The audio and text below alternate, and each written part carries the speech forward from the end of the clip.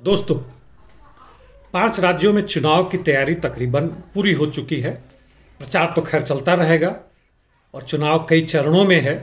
और सबसे महत्वपूर्ण, सबसे बड़ा प्रदेश उत्तर प्रदेश और उससे सटा हुआ उत्तराखंड भी है। उत्तर प्रदेश की राजनीतिक और आर्थिक सामाजिक परिस्थिति बड़ी ही भयानक है। पहले गुजरात तथाकथित मॉडल था और उस मॉडल का मतलब यह था कि पूरे देश को कैसे मूर्ख बनाया जाए, कैसे लूटा जाए, कैसे जनता को आपस में बांट दिया जाए। और उस मॉडल का ज़्यादा गहरा रूप, ज़्यादा गहन रूप उत्तर प्रदेश में है, जहाँ मुस्लिम लड़कियों को हिजाब पहन के स्कूल में या कॉलेजेस में नहीं जाने दिया जा रहा है। इसका भी उदाहरण है कर्नाटक से लेके यहाँ तक। और कई जगहों में बस जहाँ रुकते हैं खाने के लिए, ढाबे पे यदि मुस्लिम ढाबा है या मुस्लिम होटल है तो वहाँ रुकने पर मना किया जा रहा है। उनका दुकान है तो उसे बंद करवाया जा रहा है। यानी आर्थिक रूप से जो हिंदू का पिछड़ा वर्ग है, जो बेरोजगार, उसको कहा जा रहा है कि हम तुम्हारा व्यापार बढ़ा रहे हैं, तुम उनको लूटो, सीधे या अप्रत्यक्ष रूप से। और इसके बाद हिंदू मजदूरों का भी क्या हाल होगा वह कहना मुश्किल है, लेकिन अभी दिख रहा है। उसमें भी दलित, ओबीसी, भिन्न भिन्न कैटेगरी हैं जो हिंदू होने के बावजूद वह प्रमुखता नहीं है जो ऊंचे पद पे हैं। आज अब जुडिशरी में चले जाए 70-80% ऊपर जाति के लोग हैं। दलित का शायद ही कोई टॉप कोर्ट में मिलेगा, नहीं मिलेगा। पूरा का पूरा जाति प्रथा से और दूसरे व्यवस्थाओं से उनको जकड़ा गया है। चलिए, मैं उत्तर प्रदेश की बात कर रहा था और यहाँ पे इस तरह के कई उदाहरण हैं, आपको मिलेंगे। लड़की से बलात्कार हुआ तो लड़की के माँ बाप को पकड़ के जेल में डाला गया। लड़की मर गई तो उसे लाश को बिना माँ बाप को दिए हुए पुलिस ने दफना दिया। क्या करेंगे आप, कहाँ तक जाएंगे? लेकिन उत्तर प्रदेश में एक और चीज हो रहा है। चीज आपको गुजरात में भी दिखा था हल्का सा, और किसानों के आंदोलन में हरियाणा में दिखा था। एमएलए एमपी तो छोड़ दे, मंत्रियों तक पर भी जनता ने उनका बहिष्कार किया और मारपीट तक भी की, उन्हें भगाया। अभी हाल फिलहाल में उत्तर प्रदेश में ऊर्जा मंत्री श्रीकांत शर्मा और उसके कुछ दिन पहले केंद्रीय मंत्री स्मृति ईरानी के काफिले पर जनता ने हंगामा कर दिया, उनको भगाया।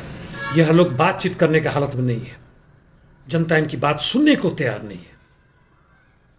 दूसरी तरफ यह भी है कि चुनाव आयोग का जो दोहरा रूप है वह खुलेआम साफ है। यदि विपक्ष द्वारा कुछ भी भीड़ जमा होती है तो एफआईआर भी लॉन्च होता है कि आपने हमारे आदेशों का उल्लंघन किया है, कोरोना वायरस के नियमों को उल्लंघन किया है। दूसरी तरफ ये लोग जो भी करना चाहे कर सकते हैं, कोई अंतर नहीं पड़ता है। और साथ साथ यह भी आ रहा है कि बिहार में जहां 1 से 1,500 वोटों से जो पीछे रहे हैं भाजपा के प्रत्याशी, उनको घोषित किया गया कि वह विजयी हैं। काफी हंगामा हुआ था, लेकिन जब तक कोर्ट में जाए, सुप्रीम कोर्ट में पहुंचे, 5 साल का कार्यकाल खत्म हो चुका रहेगा। जनता को जो लूटना था, काम था, वो खत्म हो चुका रहेगा। ऐसे 10-12 सीटों पे हुआ। काफी रात तक जब गणना होता है मतपत्रों का या ईवीएम पेटी का, तो ऐसी संभावनाएं बनती हैं। गुजरात में भी ऐसा हुआ था कि विपक्ष जीतते जीतते काफी अंतरों से बाद में बराबरी हुआ और पीछे रह गया। यूपी में इसकी पूरी संभावना है, होगा। इसके साथ एक बात और बोलूं कि यूपी में भाजपा के सैकड़ों हजारों कोशिश के बाद, करोड़ों अरबों रुपए के बाद भी बहुत से इन्होंने कोशिश की, गोलियां चलाई विपक्षी के नेता पे, विपक्षी दलों के नेता पे, ओवैसी पर चलाई और भी तरह के कांड किए। कैराना में जाके हंगामा किया कि हाँ हिंदुओं का पलायन हो रहा है। झूठे सब व्हाट्सएप पे सब वीडियो और खबर डाले। इसके बावजूद जनता का मूड नहीं बदल रहा है। अब समय बहुत कम रह गया है। तथाकथित घुस के मारूंगा का हवा निकल गया है। चीन जो लद्दाख में कर रहा है वो जनता के पास पहुंच रहा है। इन्होंने जो दिल्ली में हिंदू मुस्लिम दंगा करवाया था, बहुत पुरानी पड़ चुकी है। बंगाल वाली कितनी भी कोशिश कर ले, हालांकि हार गए थे, यहां नहीं हो रहा है। क्या कुछ अंतिम समय में ये लोग कर सकते हैं? ध्यान रखिएगा, असैसिनेशन या इस तरह का कुछ काम करना किसी बड़े नेता के साथ खिलाफ, अंदरूनी मामले भी करवा सकते हैं लोग। वीएचपी के एक बड़े नेता के खिलाफ इन लोगों ने कोशिश की थी, बच गए, आज से 4-5 वर्ष पहले। क्या आज भी ऐसा कुछ करवा सकते हैं?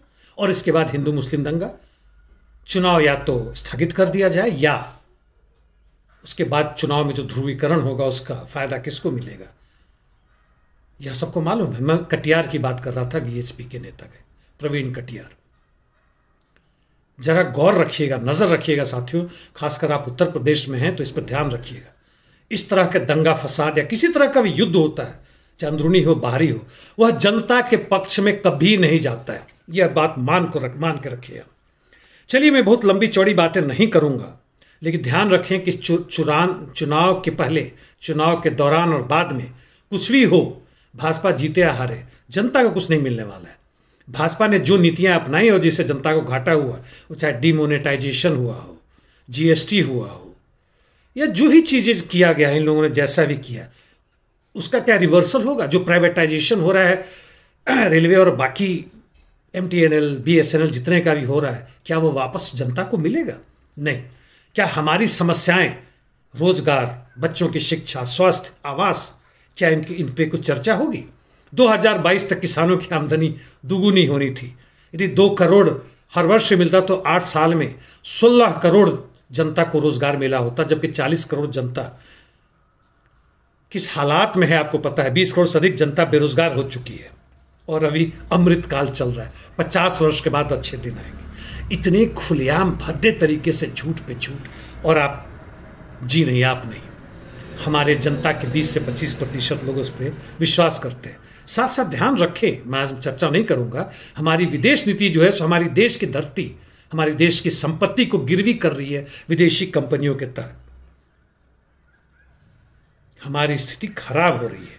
जो गोलबंदी हम शामिल हो रहे हैं क्वाड में, और अमेरिका, इजराइल, सऊदी अरेबिया के साथ हमारे खिलाफ ज़्यादा शक्तिशाली ध्रुवीकरण हो रहा है। चीन, पाकिस्तान, रशिया भी हमारे जो साथ था वह नहीं रहा। और अभी का जो ट्रेंड है पूरे विश्व भर में, अफगानिस्तान से अमेरिका की वापसी, ईरान इराक से उसका, और सीरिया से भी उसका खात्मा, लैटिन अमेरिका से उसका खात्मा, कुछ भले ही उसके साथ में हो, भारत और इजराइल गए हों, लेकिन ऐसी कुछ बात नहीं बन रही है दोस्तों कि हम यह कहें कि आज अमेरिका उभरता हुआ साम्राज्य, जी नहीं, वह डूबता हुआ साम्राज्य है जिसका हम पूंछ पकड़ने की कोशिश कर रहे हैं, खुद को बचाने की कोशिश कर रहे हैं। यह सरकार, चाहे देश हो चाहे विदेश हो, जो नीति अपना रही है वह पूरी की पूरी तरह भ्रष्ट है। वह बात महत्वपूर्ण नहीं है। हमें नौकरी ना मिल रहा है, रोजगार ना मिल रहा है, वह महत्वपूर्ण है।